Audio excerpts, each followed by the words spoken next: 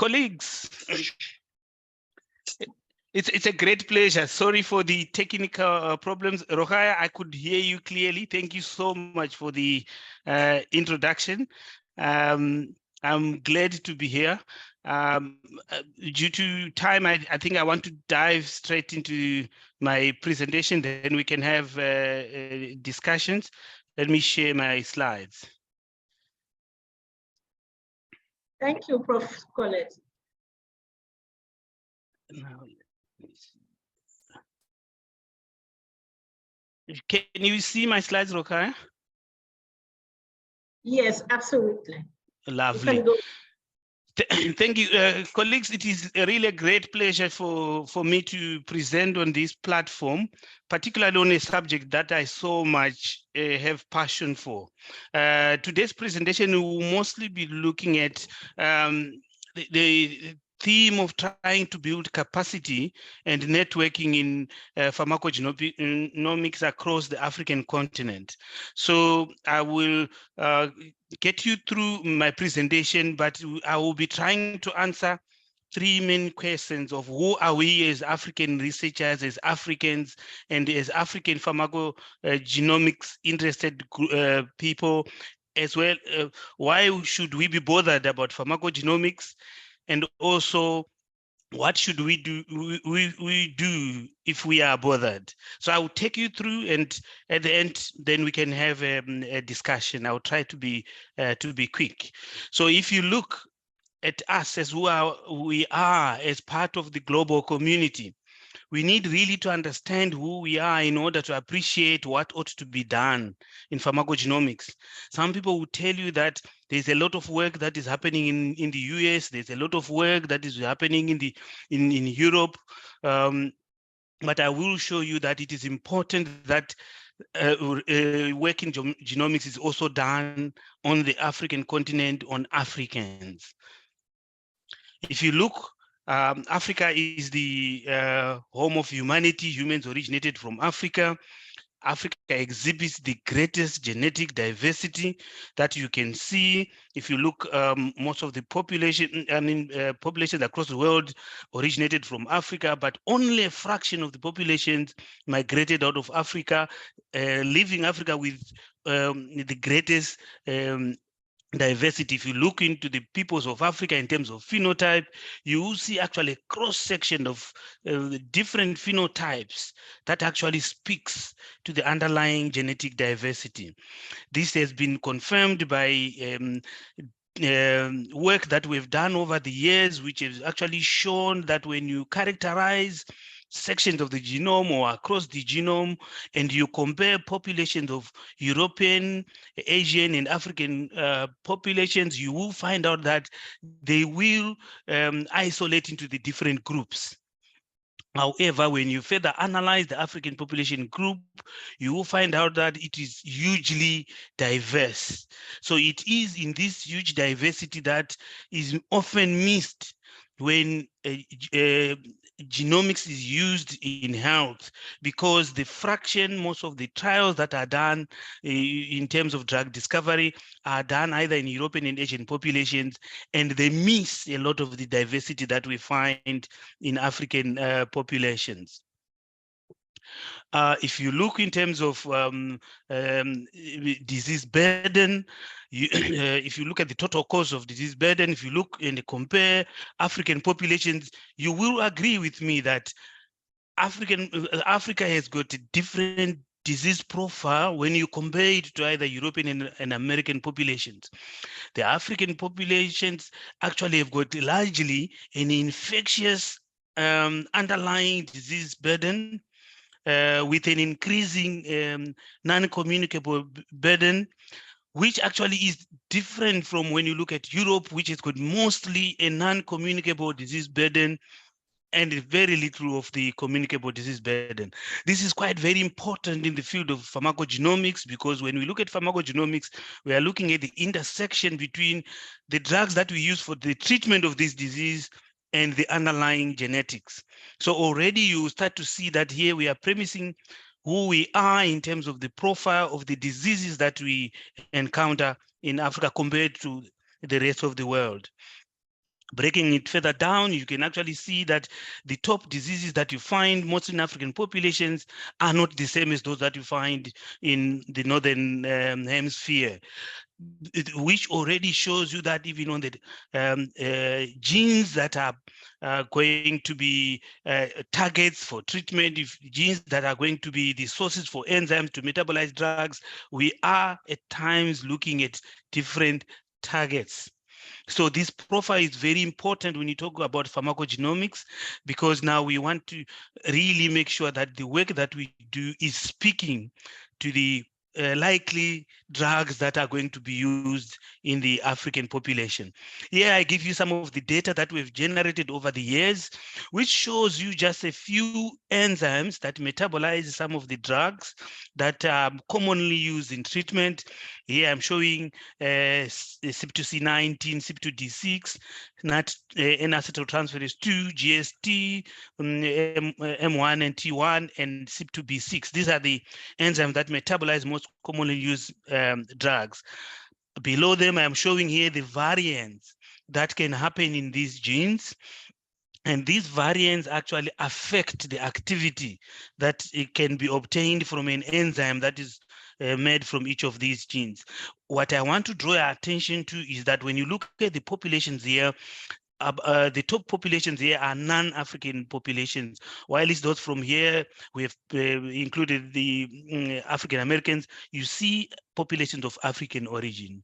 What is important is to see that when we look at variant distribution, the mutations that happen in these enzymes that are so important in the metabolism of some of these drugs, you will find that for some variants, for example, CYP2D6 star 17, they are not found in populations that have got, let's say, distant African ancestry. Whereas you find that that variant is quite common in the populations of African ancestry. So this profile of difference can actually also exhibit itself in the way that when patients who are of European and African origin are given drugs that are metabolized by CYP2D6, their ability or their profile to interact with that drug is affected by whether they have got star 17 or any of the variants that is differing between these populations. One reason why we must also study African populations, because when you, for example, with star 17, when you study non-African populations, you miss to pick the effects of star 17 because it is not found in those populations. Going further, if you were also to look in terms of if you were to look in terms of disease burden according to age, when you look at compare Africa to Europe, you will find that most of the disease burden in Africa, up to 55%, is actually for the age group 5 to 14 years. If you compare with Europe, it means that most of our young population is actually affected by disorders. If you were to push it to 15 to 49, you're actually taking more than 80% of the population to be affected by that huge burden of disease. So another difference also that we have a difference in the profile of which particular age groups of patients are affected in terms of the diseases. This is very important because most of the drugs that are developed, the clinical trials are mostly done in European populations, which means they are trialed on adult or older populations, yet they are going to be used particularly to treat diseases that are prominent in young populations, giving us also another idea that we must make room for trying to include younger populations as we carry out clinical trials. Here, I'm just showing you per capita that is lost due to communicable and non-communicable diseases in different parts of the world. You will see that the disease burden in Africa hits the young. It actually hits the age groups where you actually need those people to be the pipeline for the workers. You will find that we lose quite a lot. In most of the African countries, you find them here, that there's a huge loss in terms of per capita, in terms of the rehabilitation of the diseases compared to the rest of the world, where actually they've got a huge per capita. So we have low money, but also we are affected mostly by diseases. So that is actually also very important as we put this into perspective. Now, I wanted to bring you back to pharmacogenomics in terms of looking at how does then pharmacogenomic interface with therapeutic drug use. There's not much coherent data for the rest of the world, but the US does collect very good data that you can look at in terms of how therapeutic drugs are used. Here I'm presenting to you data for 2015 to 2018 in the US, where they're actually looking at the use of drugs, prescription drugs in the US in that period of time. What you will see is that there is a huge use of drugs. In a period of 30 days, a month, you find that nearly 50% of people in the US use drugs, I mean, therapeutic drugs. It's a huge number. And if you take those nearly 50% of the people, about 25% actually are on 3 or more prescriptions, giving us actually the importance of also pharmacogenomics. But of those also, you identify that even about 13% are on 5 or more prescriptions.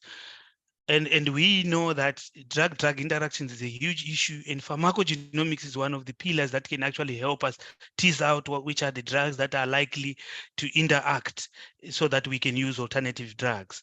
Now, if you go back to the magnitude of the number of people affected by communicable diseases, which is the huge component in African population, you will see that we almost above 300 million. And at some stage we had to hit about 400 million, meaning that a huge percentage of our population, young population, is affected by disease, being driven by huge drivers like HIV, malaria, and other neglected disorders. This is just to show you that all these particular individuals would actually need to be under therapeutic treatment. But don't forget that each of those individuals has got different profiles of pharmacogenes and might require different drugs for them to have quality of life. And here I'm showing you also now what you can see in terms of the distribution of the burden with age. But here I've just brought all the major drivers of some of the infectious diseases that we've in this part of the world. HIV, look at how much Ebola has ravaged this part of the world compared to the rest of the world, and also malaria, a perennial problem that we face. But interposed to that is the constant throwing in of drugs or therapies that we try to contain these medications.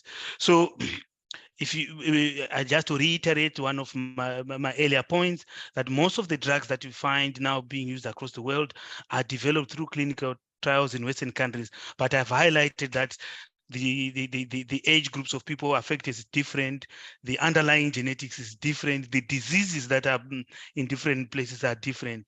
So we really need to up our game as African researchers, that we must pay attention, we must move with the rest of the world so that we can also start to contribute to understanding the improvement of quality under therapeutic treatment for patients. It will be remiss if I don't mention sickle cell disease. Sickle cell is one of the leading diseases, causes of mortality in the children under 5 and used between 5 and 14. And to make matters worse, I've shown you how much disease burden we have in Africa. Given that across the world, 500,000 babies were born with sickle disease, nearly 80% of these are actually in sub-Saharan Africa. So this is also compounding on top of the communicable disease burden. Sickle also gives another huge burden on the peoples of Africa. So what we then need to do is, for us, I've shown that we have very little in terms of gene per capita, in terms of funds. We are not privileged that we can just research on anything. I think with the scant resources that we need, we don't have time to waste. We need to really focus on impactful research so that we can make a contribution to our populations. If you look in terms of disease burden, the panacea to disease is treatment, but before you get the disease, I think one of the ways is to work on prevention. In terms of pharmacogenomics, we already dealing with individuals who have already been infected or affected. So under treatment, the huge problem that pharmacogenomics is likely to solve for us is the problem of adverse drug reactions, which then leads to quality response if we can identify those individuals who will not do better on a particular medication and those who will do better. So again, I refer to data from the US, which is well curated, where you find that it is estimated that between the fourth and sixth common cause of actually in the world is of death is adverse drug reactions, and they actually cause a significant mortality and morbidity burden in vulnerable groups such as the old people, children, and particularly also people in low-income countries, because we can't afford some of the interventions. So adverse drug reaction related health costs are significant. In the US, they are estimated to cost about 30 billion per year, and in Europe about 79 billion euros. We are yet to also do our calculations in Africa. I think we've got data for particular hospitals, but not for entire nations. So although ADRs can never be entirely eliminated, they can be significantly mitigated, reducing both financial costs and human suffering. So this brings me to our next one of the findings that we did, where we looked at efavirenz was at that time the most commonly used drugs in the treatment of HIV, and the standard treatment was 600 milligrams per day, but it was given as a one-size-fits-all. And what happened was that you could identify patients who responded very well, and some who in the middle, and some who did not respond well. Yet among the three groups of patients, the virus was taken care of, but the quality of life was only high in the group that did not have the mutation. So we worked on this and said efavirenz is one of the aspects about efavirenz is that it is an effective drug, also quite affordable. So we went on with a colleague, Professor Masimire in Zimbabwe, to develop what we call the gene dose intervention, where we propose that actually you can actually give efavirenz after you have identified what genotype an individual is carrying, and then propose that they are given different doses according to their genotypes. So by the time we were successful in showing that this is possible, efavirenz was taken off the market because a better drug had come, which is dolutegravir, DTG. But I want to make a point here to say dolutegravir is it's more expensive than efavirenz. We might even stop using DTG for newer medications.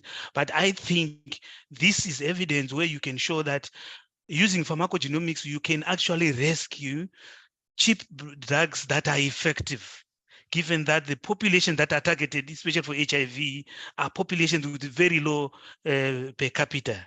So that's one of the issues that we must work on pharmacogenomics to rescue those drugs that pharmaceutical companies might start wanting to stop to manufacture because they are saying they've got side effects. If we can show that we can identify or predict who is likely to be affected before dosing and keep those drugs in use. I want to quote a colleague of mine, Professor Charles Rotimi. This is a quote that he wrote, which is written on the African Academy of Science in Nairobi. So I was passing by, where really his sentiment speaks to what we are discussing today. That we really the diversity of the African people in terms of their underlying genetics is important. If we understand that genetic diversity of African people, it will help us really to rescue the rest of the world in terms of identifying biomarkers of disease susceptibility as well as treatment response. So as a bit of history, I want to take you back to 2003, when the first draft of the complete human genome was released. There was a very important meeting that happened in Nairobi, Kenya. You can see me here. Well, I was still very young there with the rest of the continent. We were very ambitious. We had our first African pharmacogenomics meeting in August of 2003. And the idea was we could really see that we really needed to be part of this journey to decode the human genome so that it can be helpful in improving the human health. If we jump to further years, then we come to 2019. We met with a group of colleagues again in Nairobi, and we came up with an open letter that was to be now the impetus for us to form the African Pharmacogenomics network that now we're starting to move with. And then COVID came, and everything almost disappeared. So we are now reinvigorating this spirit that started in 20 years ago. So if we have to take a reality check in Africa in terms of pharmacogenomics, we know that we have got fewer expertise with the genomics knowledge and even fewer with pharmacogenomics knowledge. And it is difficult also in Africa to access genomic platforms, and there is lack of understanding of pharmacogenomics stakeholders. So really, we need to build this capacity. We need to come together to really work together so that we can be part of answering the questions using genetics. I will take another quote from one of my very inspirational leaders, Kwame Nkrumah, who on the eve of Ghana's independence in 1957, he proclaimed that our independence is meaningless unless it is linked up with the total liberation of Africa. I want to borrow this, mutate it as a geneticist, and say, so is our individual research success, unless it is integrated within the rest of Africa and the rest of the world. So as the African Pharmacogenomic Network, our strategic plan is pinned on 5 pillars. We would want to establish centers of excellence. Already we have got places where pharmacogenomics is being practiced, where students are being trained. We want to establish a pharmacogenomics clinical trials platform. Remember, I said most of the drugs are being trialed in populations that have different underlying genetics, also different ages. We want also to argue that we must even start to reduce the age of people who can be admitted in clinical trials for the benefit of the patient population. We also want to foster networking and resource sharing, and we want to develop pharmacogenomic guidelines that are helpful for the African continent and push with advocacy activities. So those are the strategic plans for APN. But I would want to move to support that. The reason why we're taking this approach is the realization that we know that we don't have much money that every individual can buy an Ion Torrent or a Novoseek. But we can make use of fewer platforms to have impact. There is no use for each individual to buy a Novoseek and only use it once. because we cannot afford the next batch of reagents. So that is the Cralion core. We are not going to compete with the rest of the world in terms of how many Novo 6 we have. We're going to use the fewer that we procure to make an impact as in Africa. Now, if you look on what we our current activities. So our current activities is that actually the first one is today. We have started with the webinar series that will be running until February. We will pick them up again as we go. And then the next, we're actually in the middle of seeking funding to support future activities. We are very, very intentional that we really want to realize our vision. We also want, as part of our activities, to support research grant proposals. We know, I think there are a lot of people who don't understand what does what makes a proposal, a pharmacogenetics proposal. Sometimes people just characterize a few genes there, and then already they are coining pharmacogenomics and all that. So we want to be a resource as APN to support people who are doing their individual researches there. If they've got questions, then we help them so that they build strong proposals. The benefit for African Pharmacogenomics Network is that once they have published, that data becomes very useful to the African continent. We also want to have a platform to share resources, like I was saying, that we have got. We don't have to all buy Novo 6 or whatever, but we need to know that I can access the resources that are in Strathmore in Kenya. I can access the resources that are in Cameroon and in South Africa, and so forth and so forth. We are in the middle of a membership drive, so that we continue working together, sort of interacting and influencing each other and supporting each other as we grow as a community. And this also is part of our engagement with stakeholders, but we will roll it more as we want to talk to our physician colleagues as well as the general public in terms of the utility of pharmacogenomics in the broader realm of genomics in health. So those are the current activities that we have, but we are not ending there. We also very ambitious. We are looking forward to develop a short course which has got which will have modules. I must hasten to add that although we have not yet concluded firmly with AGMT, we admire the way they've run their modules, and really we would want to see if we can sort of use work with them as a support base as we roll out these modules. The first one will be an introduction to pharmacogenomics. We want basic training in terminology and concepts. Then we'll go to research designs in pharmacogenomics, databases and resources. We'll do that. And then we'll look at how to report pharmacogenomics research studies and presentation of proposals. We are looking at universities that would want to partner with us so that we can make this as an accredited course. So we are very, very ambitious, and please, we hope we can get partners who will move with us in this journey. Yeah, I'm just highlighting some of the students who have trained over the years in the pharmacogenomics field and training for across the African continent.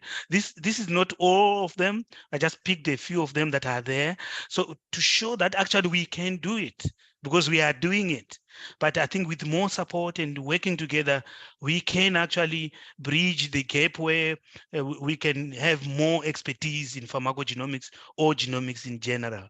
And I really would want at this stage also to acknowledge colleagues who I've worked with a lot in terms of my journey, but in terms of really genomics and pharmacogenomics, particularly Colin Masimirimba, Ambrose there, Michelle Skelton.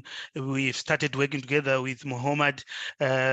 Also the work, also the collaboration we starting with Faznu, and Vicky comes with a lot of also expertise, and you say who we work with in the different projects as well. So these are not the only people who are important in pharmacogenomics, but we are building our base, and we have got a membership drive that we are doing, and we hope to continue growing strong. So I would also want to thank the technical team, although they were keeping me out in the beginning of the talk, but they managed to bring me in. Thank you so much, Mario and Wilson, for creating this platform and assisting us as we kick off this journey of trying to build capacity in pharmacogenomics. So I really would want to thank you. But before I do that, I want to encourage you to join APN, and you can use that website, and you can, if you've got any questions, you can actually send them via email to that email address. So I would want to leave time for questions. So I really appreciate. Thank you very much. Thank you very much, Professor Collet, for this wonderful and inspiring talk. So it was really interesting to see that there is a lot of work that is undergoing in Africa about pharmacogenomics. And as you raised during your presentation, the genetic diversity of the African population is so high and not yet studied. So we need to study our population to define the profile of drug metabolism in order to set up new drugs that fit to the African population. So that is very interesting. And you show that there is a lot of challenges that we have to face. And we have a lot of young researchers that will face to this challenge.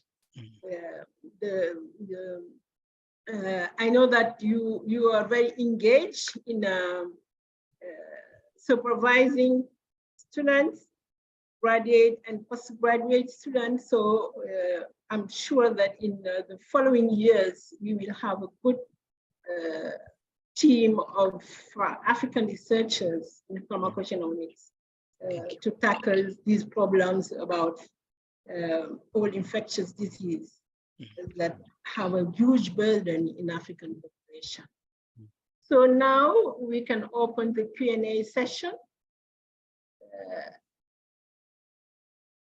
I got one question in the chat from Emilienne Tata. So she said that, thanks, Prof, for the presentation. So I think this is a contribution. She said that the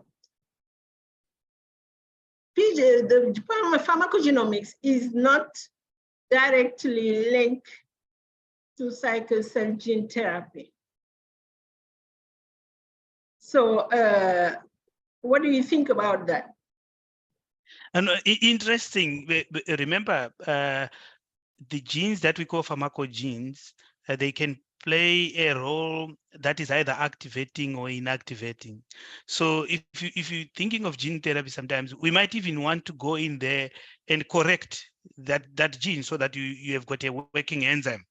So it's not entirely divorced. You can actually also employ gene therapy on pharmacogenes, but usually most of the genes that you get in pharmacogenomics, if they are alternative drugs, you better just getting alternative drugs than getting the correction of the genome. Yes, yes, absolutely. Another question is from PSR. He's one of my students. He said, as we know that African population are underrepresented in genetic studies and databases, what are some potential implications and benefits of including African-specific data in pharmacogenomic research? Lovely. So one of the things that you can see, I will refer to the work that we did, and it was led by Professor Masimrembo, where he was looking at just exposure to drugs that are metabolized by CYP2D6 And when you looked for all the variants that were reported in Africa, in European populations, you then assign a phenotype and say, this is a fast metabolizer.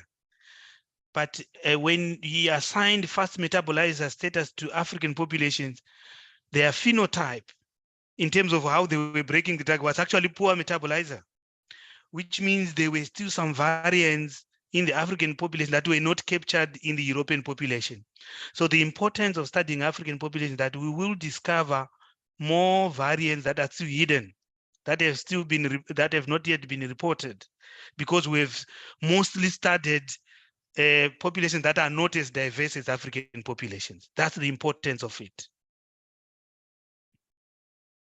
Okay, thank you, Professor Collet. I have a question. Yes. And my question is about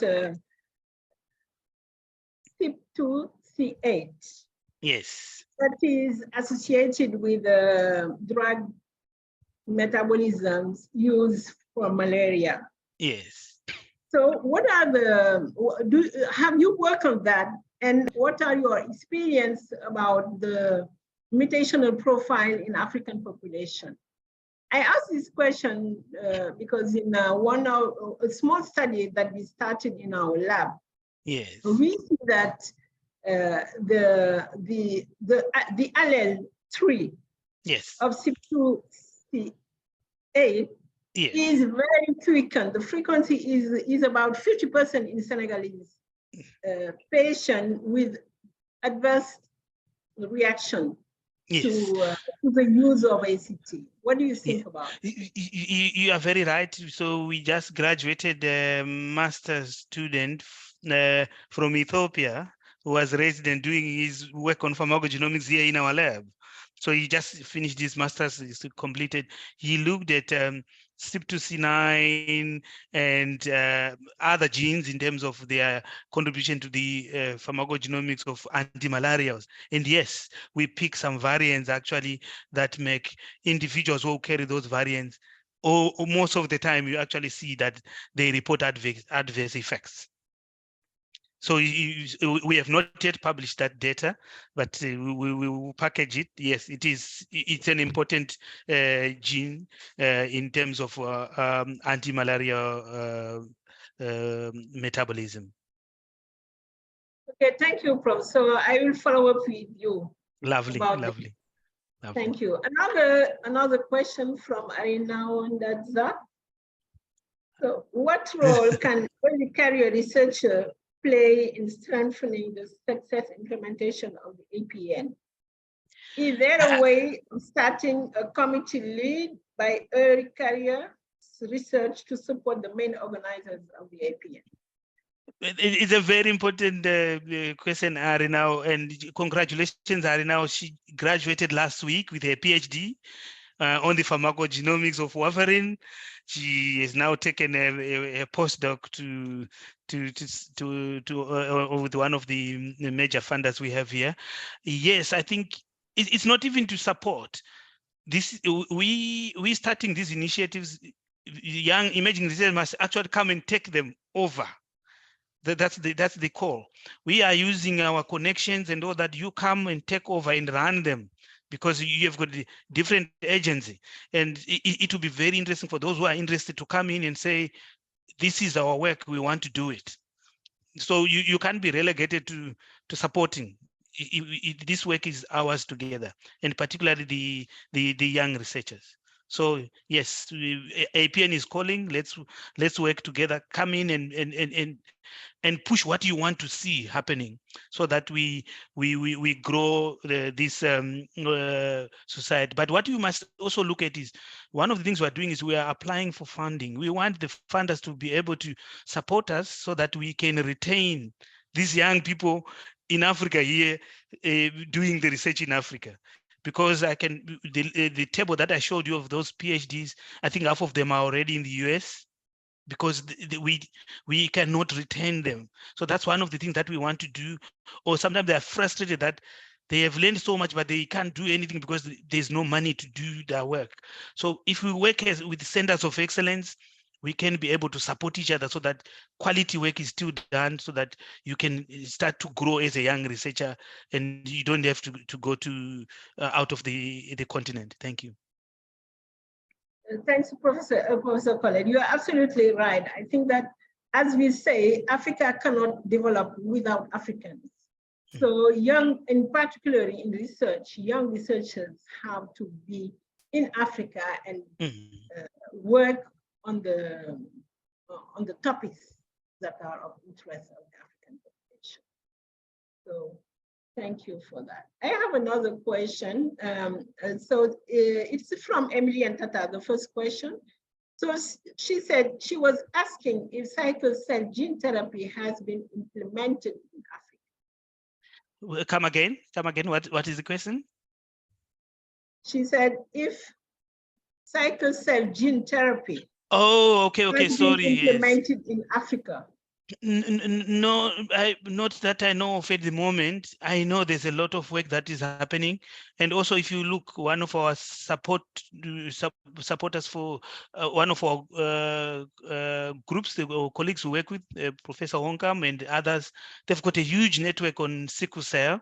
I must say I'm not sure where sickle cell gene therapy is, but I know it's at advanced stages, but I've not heard that we have started it in Africa. Rokhaya, you can help me on that one.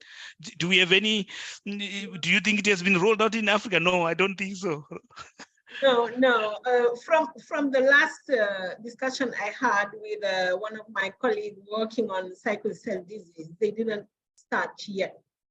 But I think that there is a lot of researchers in Africa that are interested in this topic, and maybe in few years we may start, because you know that the profile, the genetic profile of the mutation in sickle cell disease is very diverse within the African population.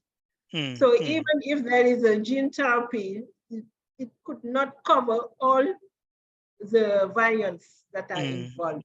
So maybe this is going to be done step by step, taking into account specificity, geographic specificity of the population. Another question is about one of my students, because I asked to my master degree student to join the webinar.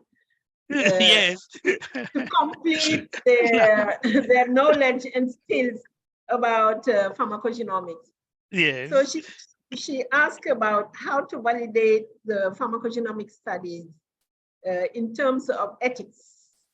Okay, great. I think specific ethic committee, or so in my institution here, we still use the same, what we call the Human Research Ethics Committee. That's all the human research, they can handle that. It caters for genomics in general. So that's the committee that you can use. And I think the committees are now learning from each other. It was difficult in the beginning, but it's becoming easier and easier as they get information from others. Okay, and another question from Manazi Kilonzi is, are there rapid tests for pharmacogenomics? If yes, are they available and affordable? That's a very, your question, Kilonzi, is very important. Greetings, Kilonzi, and I'm hoping that you are going to join us here in Cape Town from Tanzania. So I'm very much looking forward to that. In terms of rapid tests, yes, if you look at the UPGX, a huge trial that was done in Europe last year, where they did pharmacogenomics across about 15 countries, they actually used rapid tests. But if you look at cost, on the costs in terms of using them for care, they are very expensive. So what we are advocating is that once we know which variant we want, we will use it in what we call a preemptive manner, where you come to the clinic for your first interaction with the doctors and they prescribe a drug, you get that drug, we take your blood sample, and we genotype you for the panel of important variants. But from the second time until the rest of your life when you come, we already have your pharmacogene profile. so that now we can be mining from that information and treating you using your information. So we only miss the first visit because our characterization might take longer and you need to be treated then. But should you come again, then you are already covered. The results are in your electronic records and they can be used, again and again and again. That's the way we're thinking about it.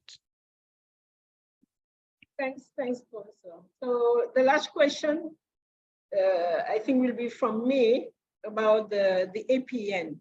So how are you managing to involve more African researchers in this network? Lovely. We are very purposeful. So what we encourage, if you look at the opinion paper that we published, it's people from across Africa who are on that paper. Now we've got major centers who are training people in pharmacogenomics. We are encouraging people to recruit from outside of their countries. I can mention one program that Professor Masimire Mbwa in Zimbabwe was doing, where he came up with a program where he's training masters in pharmacogenomics. And he takes about 10 students, and only 2 come from his country. The rest are coming from across the continent. That way, I think it's a model that we can use to really support. And when they finish their masters, some of us here, we are in South Africa, we absorb them for PhD. So we're training, using the various capabilities that we have in the continent so that we increase this capacity that we so need in pharmacogenomics. Okay, thanks. But in terms of collaboration, do you think that through grant application? Yes, that's a very good one. We are actually in the middle of scouting for grant applications. We're looking at for possible responsive calls that we can respond to as a consortium. So we will bring in people. We have invited people we will invite people, but currently we're just building the sort of the objectives that we want and looking for the appropriate cause. But yes, we want it to be an APN grant. So we are busy also trying to register APN the proper way so that it can be able to receive those grants, and then we can really do the work that is possible. Okay, thank you very much, Professor Collet. It was really nice to see you today and have this wonderful talk. And it was my pleasure to moderate this session. So thank you very much. And thanks to all the participants. And I would like also to thank Vicky Nembore for her assistance, Wilson and Mario for the technical assistance. So thanks to you, and hopefully the next series, the next webinar in a month, we hope. Thank you very much, and have a wonderful evening. Thank you.